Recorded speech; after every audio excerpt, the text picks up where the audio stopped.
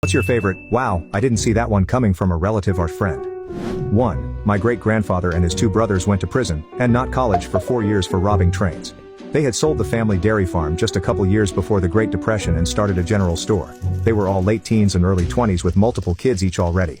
But during the Depression, Kraft Cheese started sending super cheap fake cheese and other dairy products into the area, undercutting all the local dairies.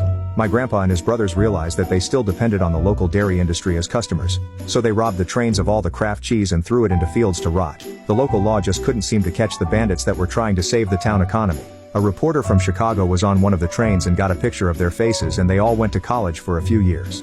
When I graduated college, my grandmother said I was the first in the family. I asked what about great-grandpa, and she said, oh no, he went to prison, not college. But no one else in the family ever knew either, lol. When they got out, they were all voted in as town councilmen, literally had customers for life.